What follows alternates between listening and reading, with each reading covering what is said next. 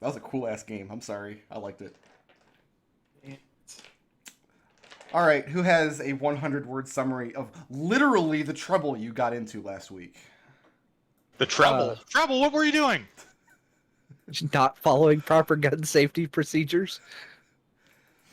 We got, let's see what else. We had trouble with Cyris. Yes. We had trouble with religious doctrine. We had trouble with horses and trouble with gunfire. And then we had trouble with skeletons. Specifically musket fire. I mean, it's a gunfire. It's an all-encompassing term. Listen, I'm from Texas. I know this. I don't know what you know about guns. I'm an expert. I am a professional Texan, which means I don't know what I'm doing at all. Well, yeah, I was discussing this just a few moments ago, but the Flumph group is now overrepresented with the American South, so everybody needs to watch out. I'm counting Tucson as part of the American South in this. Yeah, we're Southwest technically, but you can do that. No one's gonna know but me.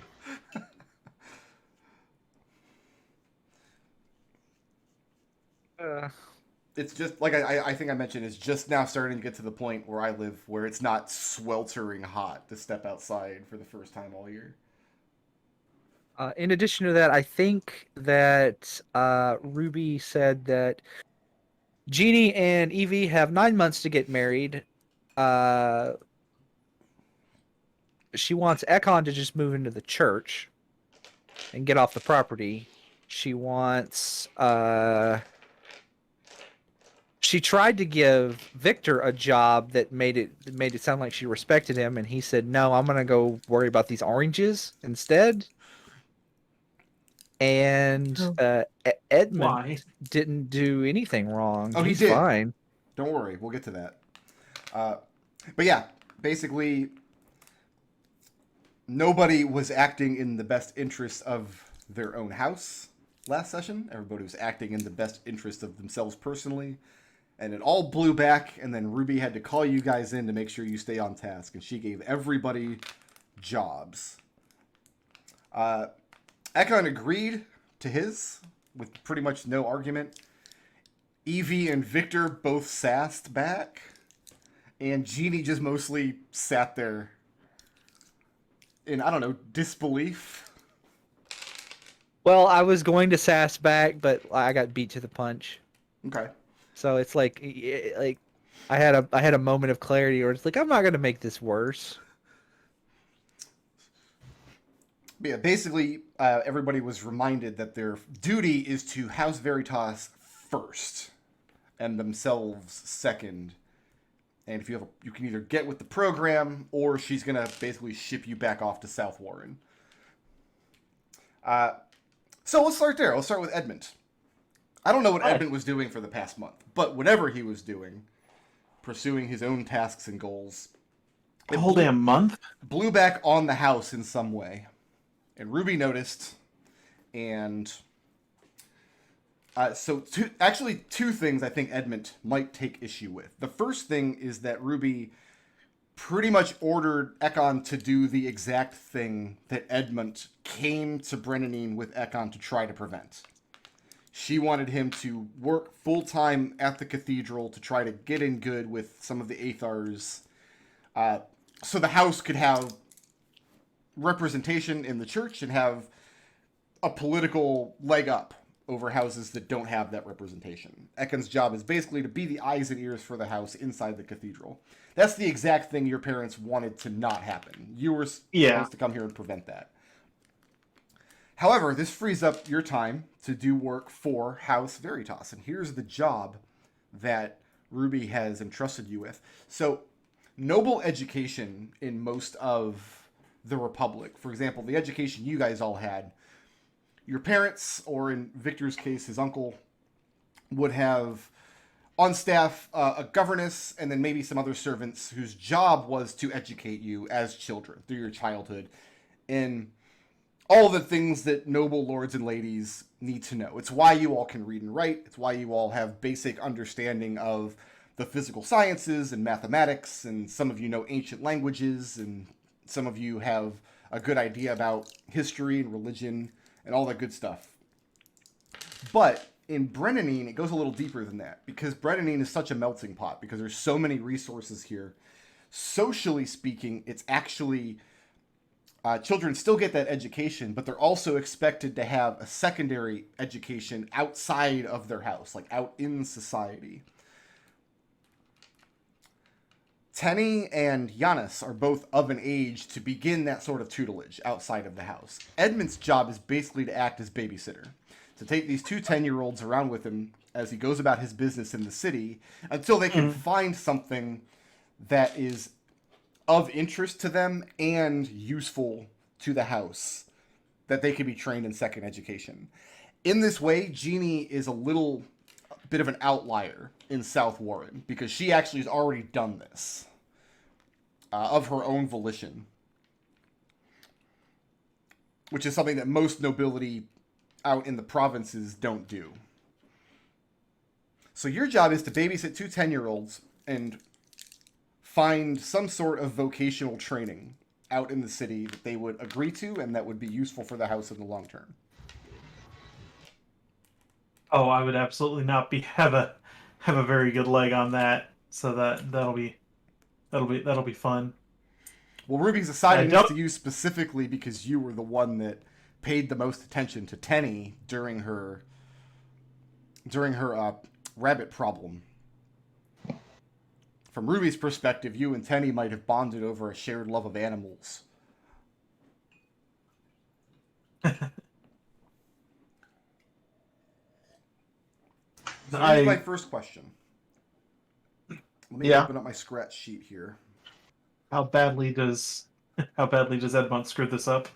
The answer is yes. On a scale of 1 to 10, how much do each of you intend to follow Ruby's orders in this? We'll start with Jeannie. Well, because Jeannie was told in 9 months from now they want to throw this double wedding for you and your sister. So you've got 9 months to find a nice Brennanine man that you can take to husband. Jeannie. So, Jeannie, would Jeannie know this? If she gets married, would she be required to stop her other, her artificer stuff? Like, if no, the answer, not. Okay, then she doesn't care. In fact, there's precedence for this in the family. In like Victor's parents had 2 children, then they immediately went back to their life of adventuring, and so did Nigel. Actually, as soon for his first 5 children or so, probably he stopped doing it after the twins were born. But it was kind of a tradition. When his child was born, he would celebrate by going on an expedition. So yeah, Jeannie would be expected to get married and pop out an heir, and then after that, she can do what she wants, more within reason. Well, and this specific question about being an artificer is like that is useful for the house if you have that reputation and you have those skills. It's one of the reasons you were able to go to school and learn to do it. Right. So on a scale of 1 to 10. So 10. Like, I'll do exactly what she asks. Like, I don't have any problem. The only problem Jeannie has with the whole situation is the way that it was presented. Like the way that Ruby went about it. You got upset that Ruby got upset that you shot a guy. No, like, and I didn't shoot a guy. I just took credit for shooting a guy. You told everybody that you did. So as far as Ruby knows, you did shoot a guy.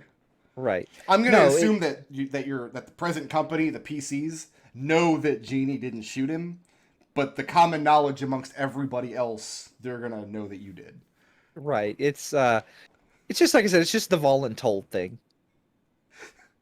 She doesn't like the voluntold thing. But other than that, like, she understands and recognizes that Evie is probably not going to go along with it. So she's probably going to go, like, on a scale of 1 to 10, she's probably going to go for like a 12 or a 13 to try to cover for Evie as well. Okay. Edmont, same question. On a scale of 1 to 10, how happy or how much is Edmont willing to go along with being a babysitter and finding vocational training for your cousins? Probably a 7, in as much as he genuinely cares for his cousins. That he doesn't, he wants to see them. He wants to see them do well and in something that they enjoy. But at the same time, he does feel a little bit begrudging of Ruby's status in the house, and it's like look, like I've got a brother to take care of. Make sure he doesn't make a fool of himself. Well, that's kind of the conflict, isn't it? Do you have a duty to your brother, or do you have a duty to the lord of your house? Ruby's not the lord, but everything she says, Nigel signs off on. And Nigel is your lord. Yeah, probably closer to a 5 or a 6. Oh, so we're taking this down to a 5 or a 6? Yeah. Which is it, 5 or 6? 5. Oh, okay. Edmund. The willful brother. What about Victor?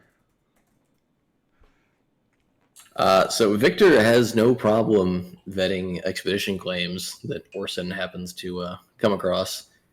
And as part of his survey work, which he will continue to do, he's also looking for expedition claims. So it's sort of like an 11, except he does not enjoy Ruby acting like she's his mother.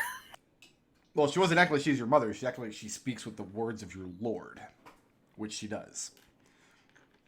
Yeah, a little too forcefully. You have a legal and social obligation to her. So you're saying a 10? Because it's not an 11 on a scale of 1 to 10, you guys. I don't. Maybe you all need vocational training on how to count. The dial goes up to 11, Brick So Road. Victor's saying a 10 with sass. It's Yes. loud. Absolute sass. And what about Ekon? Like a 2. A 2? What? Yeah. Lower was disobedient, right? I got that right? Oh, yeah. Yeah, 2. Okay. Ekon's thought is if he just finds someone who would be really offended by the idea that he's trying to get a better posting, for something that's, other than the glory of the church, he just directly says exactly what Ruby said to him, and then they get really offended and leave him with this worthless guy forever. That's his plan. He's not super smart, but he does read people really well. All right. What's funny about this list is that the two people that I thought were going to give me low numbers both gave me 10s, and the two people I thought were going to give me high numbers both gave me low numbers. That's an exact inverse of what I was expecting. So all of you attend the... there's a mass on every Ayers Day, so every 13th day, where they do the maths in Old's Etherine. This is the big social event. Basically, in the morning, everybody's expected to go. We've established that everybody is attending that at the cathedral, yes? Of course. Yeah. Okay. Yeah. It's like A sense of socially. obligation. Yeah, it's like it's a noble obligation, isn't it? Basically. It is, but like, for example, Lugren doesn't go. And Nigel sometimes doesn't. Right. But Which is we're not becoming worried a about... problem with Ruby. Like, you guys all have this sense. You haven't seen it happen, but you have the sense that there's a lot of arguments between Nigel and Ruby behind closed doors. Mm-hmm. But all of you guys are going. And we've also established that Orson, the 15-year-old, Nigel's 15-year-old son, kind of hangs around with your in-group. Do I have that right as well? Yeah. Okay. So the High Aethar usually just goes through some traditional prayers and observations during the Mass, and then hands off the actual lecture portion of the Mass to a younger Aethar. However, one day, the first Ayers Day after your guys received your skeleton delivery, the High Aethar does the entire mass. And usually when this happens, it's because the church has some form of address that they want to present to the entire city. And because it's being presented to the city of Brennanine, means it's going to make its way out through the entire Republic. It's not super uncommon. Like maybe 1 out of 5 masses will go through this. But the statement that he gives is that there has been a discussion amongst the Triumvirate, so the High Aethar, the High Speaker, and the High Tradesman. There's been a discussion over whether to codify into Brennanine law about the necromantic practices. The statement is that House Veritas's indulgence in a practice horrific, if not unseelie in nature, is tolerated in the backwoods of the north, but it shall be scorned and dissuaded in the holy city. That's the church's official stance on House Veritas having skeletal workers delivered to their manse. This is going to be brought before the speakers' table. This is where all of the speakers will meet to discuss this potential new law. If this passes, it will have rippling effects throughout the provinces. There will then be pressure on various provinces to either follow suit or like officially rebel against it, both of which could have political consequences. And as you can imagine, after this happens, there's a lot of terse discussion back at your manor house.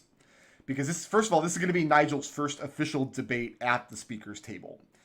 And he and Ruby need to decide what position they're going to take. And because their house is at the center of it, everybody's going to listen to his words very carefully. If he supports this law of banning the practice officially of having necromantic workers, if he supports the ban, he tends to harm a lot of agreements that his cousin, Lady Anfred, has back home. So whether she likes it or not, a lot of South Warren industry involves having these skeletal slaves. If he opposes the ban, he stands to lose a lot of political clout, especially within the church. So Nigel and Ruby are in a situation that is basically lose-lose for them. They can either take the big hit here in Brennanine, or they can make the governor of South Warren take the hit back home. None of you are asked for your opinion on the matter, but if you have one, feel free to express it. Question: Has it been confirmed on whether or not we ordered these skeletal servants? The paper says we did, but nobody, like, as far as we could tell, we didn't order them. Yeah. Nobody has admitted to ordering them. Right. No one has also investigated it any further than that yet. Yeah. Then I think our priority should be to get the bottom of where did these things come from, because as far as I could tell, we at the manse didn't need these, did we? No. Like, it seemed like we had things pretty well in hand. Most of the construction was finished. Our assumption is that somebody from House Emotai was really pissed that we took power instead of them, and this is one way they're getting revenge. And we can assume at this point that Ruby has put the question to everybody on grounds. Everybody in the family and all the servants who would have had access to funds for the construction. And for her part, she's convinced nobody in the manor ordered such a thing. This was a major discussion that the house had even before you guys left South Warren. The household knew that this kind of thing, Veritas already doesn't indulge in those kind of practices back home. And they certainly weren't going to bring it to Brennanine. So Ruby doesn't think anybody here did it. So it's really a question, and I guess when Victor is being asked for his opinion, this is sort of what he says. Do we want to enforce or support this law in an effort to harm potentially massively House Emotai back home in some act of somewhat petty, if not deserved, revenge? Or do we want to support the law so that our interests back home are not completely demolished on Nigel's sister's side of the family, all those existing agreements? Well, So that's kind of what we have See, to unfortunately balance. for It does seem Victor, like a situation.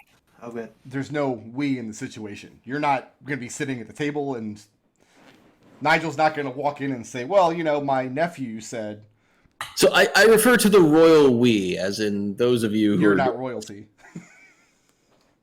What was Edmont saying? It seems to me like, supporting this law is, cutting off our nose to spite our face. Yeah, it's definitely a lose-lose. It's not a good way for Nigel to be starting out his political career. He's going to take the hit in this debate, which means for everybody else in the house, it's more important than ever that everybody support the house in their endeavors. And Ruby definitely does not want any more blowback from dumb things like commoners coming around using our grounds as a neighborhood church, or something happened with a gun, I think. I don't remember that. Victor also is not happy with commoners coming around to use the church because that kind of defeats the whole purpose of having security. Yeah, they just put all that barbed wire up and then the gates just got left open. If we had razor wire, this wouldn't be an issue. That's all I'm saying. So speaking of everybody's just personal stuff that may or may not continue to blow back, let's start with Edmont. Yes. So you're putting in like a 5. What is Edmont's basic relationship like with Tenny and Yanis? They're both your cousins. Yanis is a little closer to your side of the family, but his mother was a commoner that was legitimized on the last Lord Veritas's deathbed. Otherwise, he would just be a common bastard-born son of House Veritas. But now he actually does carry the family name. And Tenny basically just cries a lot.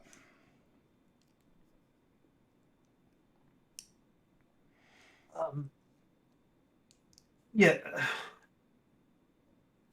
Edmont is very much of the opinion that, like, look, I just want to get back into the ruins. I just want to get back into the ruins because then Ekon wouldn't be so drawn toward the church, and so he's just kind of a mind of, look, kids, this is what like, it's important that you find something that you do that'll help the family out, and it's not really a super priority for him. Are you going to try to push them towards like ruins chasing as a vocation? Because that's what Edmont is interested in? Yeah. Okay. So bear with me 1 second. I apologize for the borking. I mean, Edgar could be a member of House Veritas. The name fits. That's Lulu, though. Oh, damn.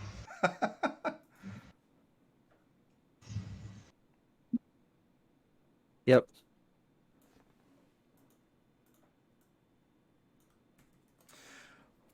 One of the mercantile guild halls in the city is run by a man named Chakias Tor.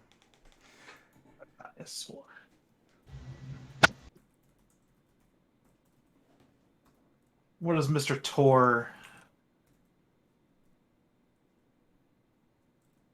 dealing primarily? So his guild is called the House of Unseelie Valuation. And his job, or his guild, is primarily interested in locating and identifying ruins that have not been properly explored or plumbed yet. These days, most of those ruins are very far away or very deep underground. But the idea is that he finds unseelie relics or unseelie creatures, studies them in the field to be certain of their qualities, and then has them properly vaulted usually within the church, but sometimes within the governing house of the local province. This is the kind of place where Nigel, back in the day, like he might contact somebody from this guild to get a lead on some ruins that need to be plumbed. Essentially, it's an adventuring guild within Brennanine. However, it's a very high-class adventuring guild. If you're not of noble birth, if you don't have noble credentials, you probably won't get into the door. Mm-hmm.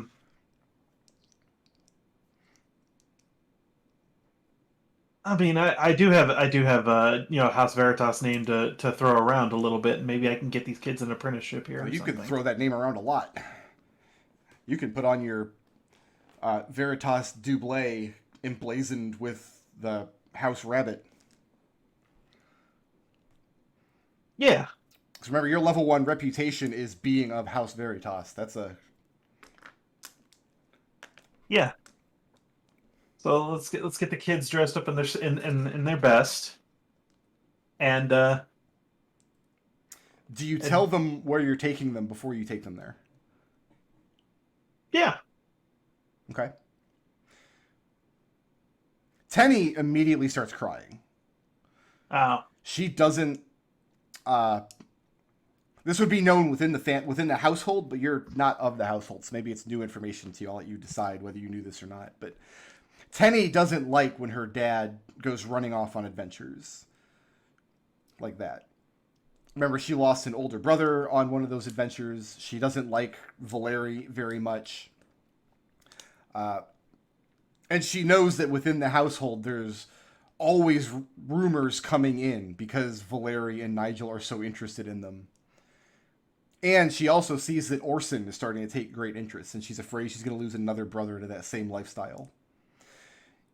And Giannis kind of acts like, when you tell him, he kind of bristles a little bit. Because this kind of life of adventuring is what might be expected of the bastard son of a larger house that doesn't have any political clout, but still has access to their wealth and resources. Neither of them refuse you, but neither of them are happy about it. That's fine. That's fine. I mean, we all have to do things that in this world that we don't like to do. Edmont included.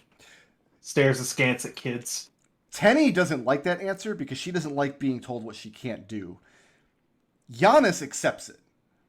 He kind of squares his shoulders up and says, "Indeed, we all have our duty to House Veritas, and I will play my part dutifully."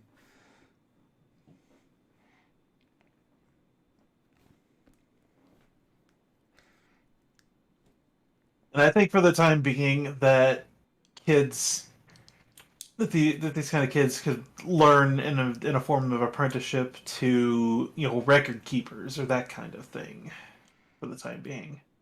Okay. Well, I mean, that kind of work does need to be done within the guild hall. Yeah. Like, they don't necessarily have to train to be adventurers here. They could train to be clerks. This is probably not the best place to train to be like a clerk or a sage or a researcher, but that kind of work can be done here. Mm-hmm.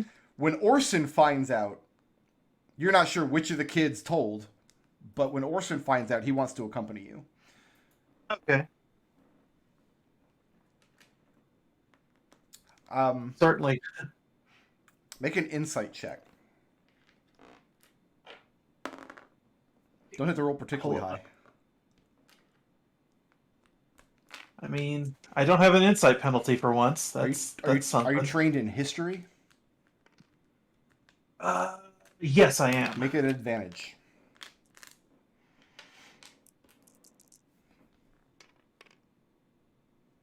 Looking at a 14. A 14. When Orson approaches you as you're about to leave, he doesn't, what you might expect him to say, befitting a man of his station in this family. You might expect him to say something like, my sister wants you to bring me along with you. He would say it with a commanding voice like that. He ranks above you, basically. Mm-hmm. That's not what he said. What he did, he came to you and asked you permission to come along with you. That leads you to believe that he's not discussed this with Ruby. And the reason he's not discussed this with Ruby is because she might not approve. I mean, I barely give one whit what Ruby cares about. Edmont's first priority is, are you doing what you enjoy? Then yes. If yes, then great. Unless you're 10 years old, then you don't give a crap what they enjoy. A little bit, yeah. Orson this is part of the. he part wants of to the follow his struggle. father's footsteps. He wants to go out doing he wants to do the ruins chasing. He's 15 years old now. He's trained in some forms of weaponry. He's ready to get out into the field. He just hasn't had the opportunity yet. Okay. So you're going to take Orson and Tenny and Giannis along. Mm-hmm. Scroll down my list here. Part of discovering what you like is, doing some things that you may not like.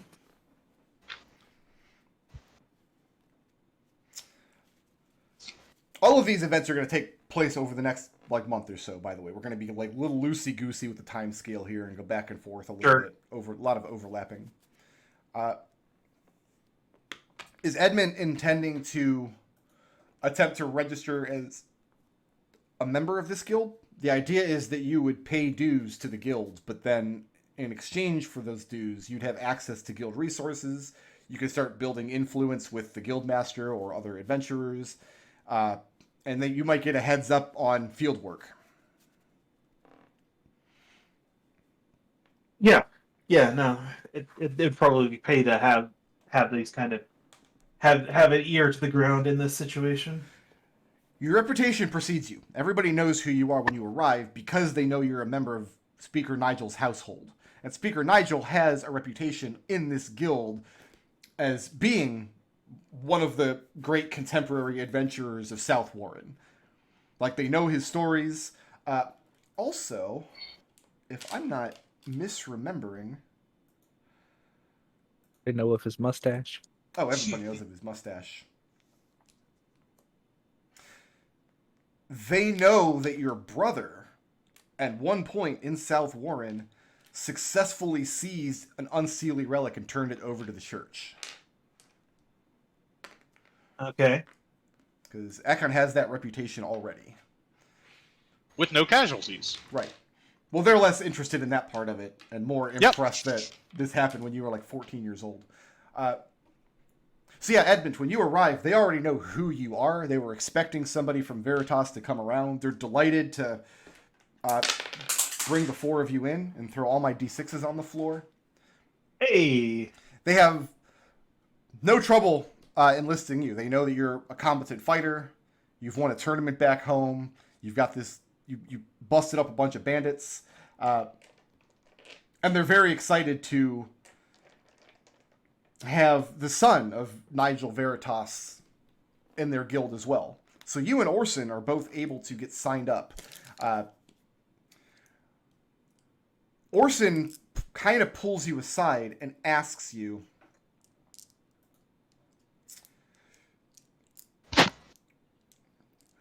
whether you can cover his dues when they come around. This is another red flag to you because, again, this means he's not comfortable going to his father or Ruby and asking for this money. They'd want to know what it's used for, and he does not have permission to be here.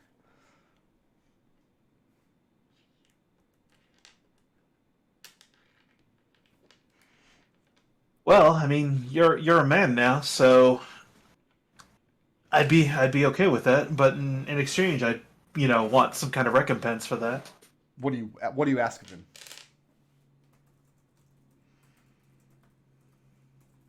You keep me abreast of whatever they have you doing.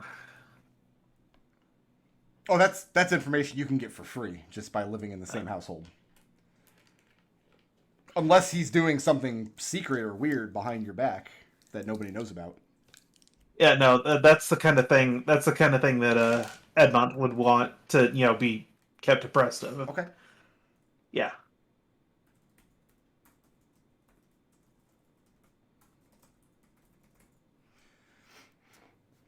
And yeah, the guild hall does have programs for vocational training for young children. This is actually a big source of income for most guilds because a lot of families will pay out the ass to have their youngsters trained in whatever the vocation is. So they find Tenny and Giannis both find classes. They both find things to do. And then your job from here on is going to be to escort them back and forth and make sure that they stay on task in their training. Mm-hmm.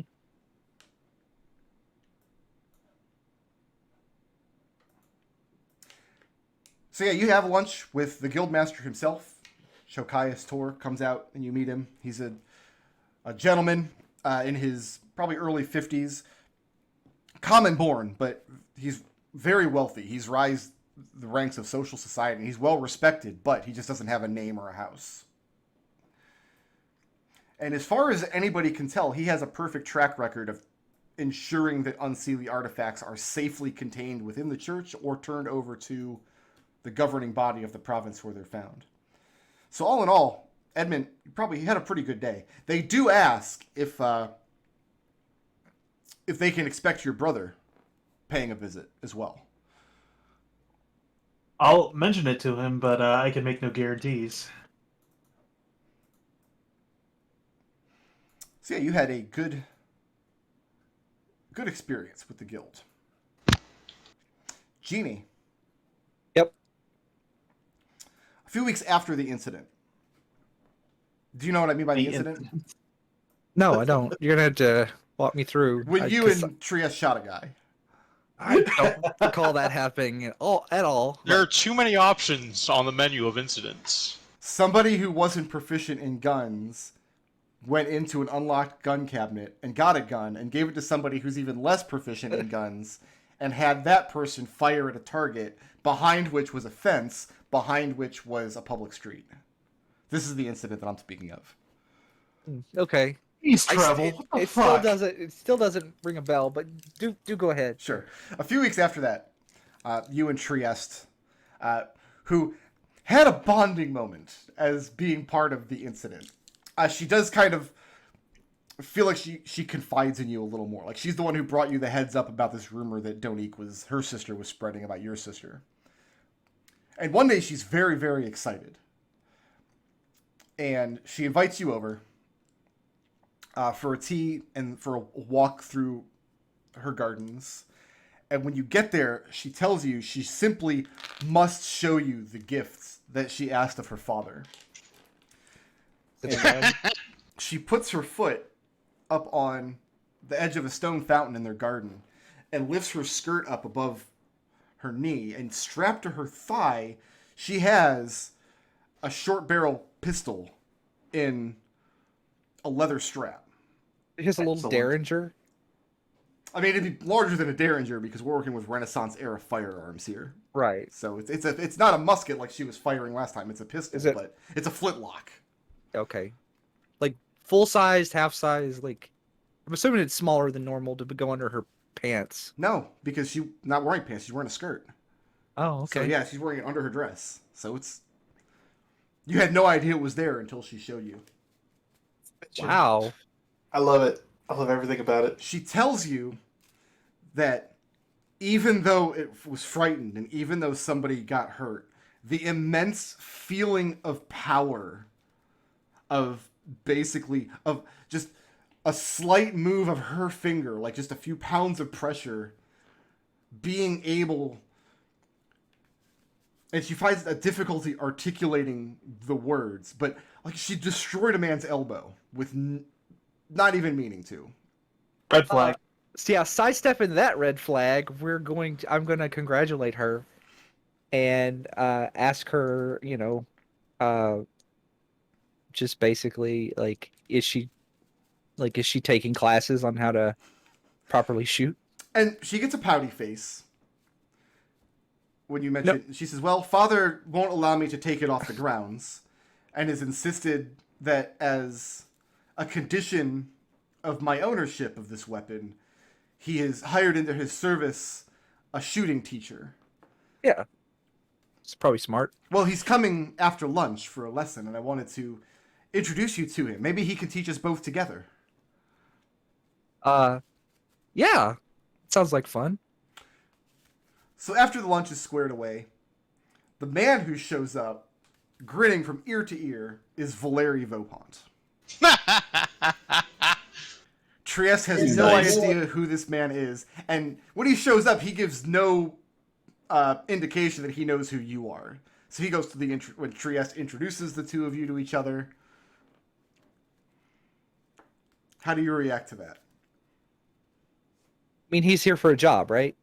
So Yeah, he's I been mean, hired as a shooting instructor, apparently. I will treat him professionally, and like he knows how to fire a gun, and I don't. So That's true. wait.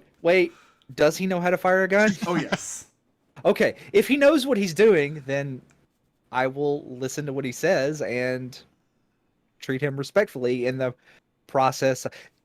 Jeannie has no problem with him. Okay. But does Jeannie let on that you and he know each other during the lesson? Not unless, like, if he's ignoring me and pretending like he doesn't, then I'll play along. He's not ignoring you, but he doesn't show up. Oh, yeah, this is my friend's daughter. Like, that doesn't happen. He doesn't Right. give any indication that he's part of... Well, he's not part of Nigel's household. He has apartments elsewhere in the city. But... Right. Like I said, I'm not here to take... He's here to do a job. I'm not here to distract from that. And you know from experience that he's an excellent marksman. Mm-hmm. He does. He spends the afternoon giving you a lesson. At the end of the lesson, I want you to make me a perception check. Because during the lesson, Trieste's father and some of the servants are on hand. Oh. That's probably going to be a no. A no? Because that is... That's a 4 on die plus... So it's a 5. Okay. So I think that Xanathar's has the rule for learning a new proficiency. It's like a function of time. And if you commit to keeping up these lessons, you can gain the proficiency in marksmanship. Right. If you intend to do that. Do you confront Valeri at all after this? Like back Confront him? back at I the might... manor? I might ask him, inquire about it, and like I said, it's I don't think it's weird or anything. What do you ask him? And where do you ask him? You can wait till he next visits the manor. You can go to his apartments. You can stalk him after he leaves. I'll ask him the next time he visits the manor. Okay. Just like because like Jeannie planned on getting Trieste to help her find suitors. Mm-hmm. So this is not. I don't. It's like she doesn't. It's like she's already. She figured that like the getting married thing was. This is something she's been waiting for her entire life. Not necessarily wanting to do, but like it was coming. Mm-hmm. You know. So now I've made friends with this lady who this absolute horrendous gossip who knows everybody in town. So I'm going to ask her for a list.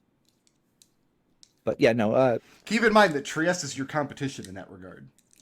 Because she's also a highborn lady that's looking to make a good match for herself.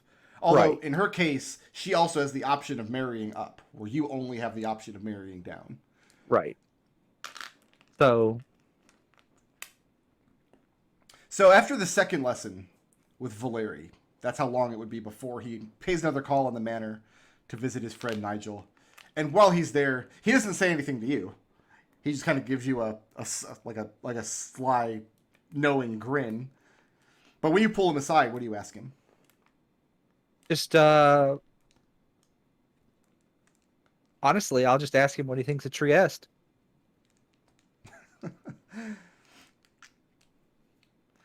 He says that he thinks she's a very silly girl, but that he thinks most girls of that age are exceptionally silly, especially the noble ones. I'm gonna give him a look. Like, present company excluded. You had the presence of mind at a young age to go learn something worthwhile. I mean, he's not wrong. I went out and got a job. Yeah, you went out and studied with one of the biggest artificer guilds in the Republic. So, and I heard when your big sister, told you and your twin sister you had to give all that up to get married for the good of the house that you threw it in her face. Well done.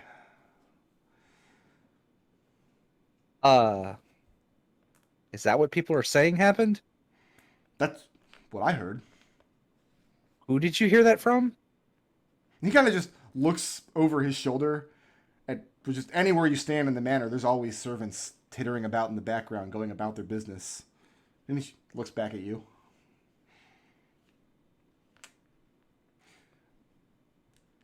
Apparently the argument wasn't quiet.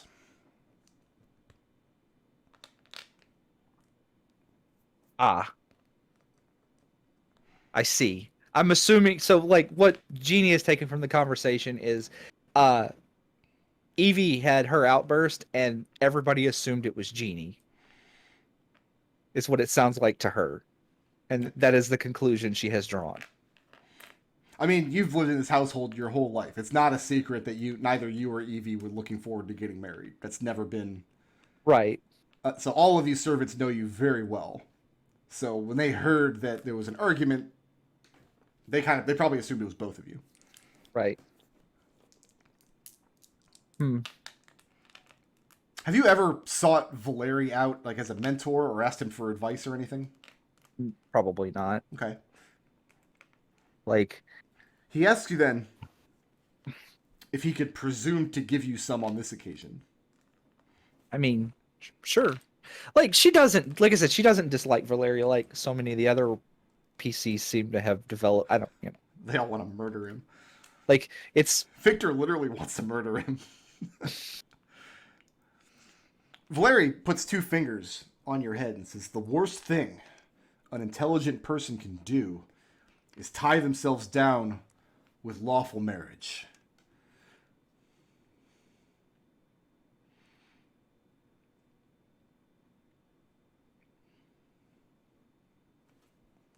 I will keep that in mind.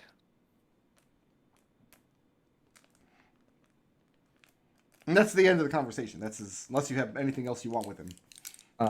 No, he goes. I'll wave at him and I'll tell him that I'll see him next lesson. Okay. Jeannie, like, if we're not going to go to the next person, one of the things that, if you care, like, Jeannie doesn't know how to go about and find a suitor. Mm-hmm. Because she spent her childhood learning how to. Telling Trieste that you're looking is a way to start. Right, but I'm like, with the understanding that there is potential competition there. Right, yes. Like Trieste is somebody that she is going to approach. Okay. But with the intention of, I'm going to ask her to keep her, if she is able to kind of keep it on the down low from her sister,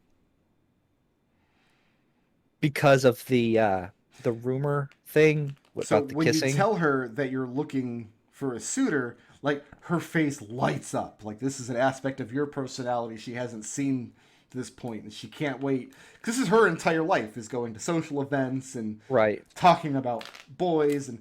But when you tell her that she needs to keep it a secret from people, her face darkens again. But she does tell you that you can confide in her and that she won't betray your trust. Not like, it's not something that needs to be a secret for long, just for long enough for me, because I'm new to the city and I don't know anybody here, and I have very specific requirements that are being placed upon me. So until we get a lay of the land, please. But after that, we'll go, and I'll tell her we'll go full floral arrangement or whatever it is. All she asks in return is that she be placed in a position of high honor during the wedding. She wants to sit at the long table during the feast, and she wants to be at your right hand or your left, like on the sidelines during the ceremony. She wants to be front and center. I have no problem with that. I mean, assuming we don't become bitter enemies in the next 6 months, 9 months, or something like that. Victor, Yes. You receive word at the manor. Essentially, a letter comes for you, sealed with the symbol of the Ethering Court. Apparently, you have a hearing coming up.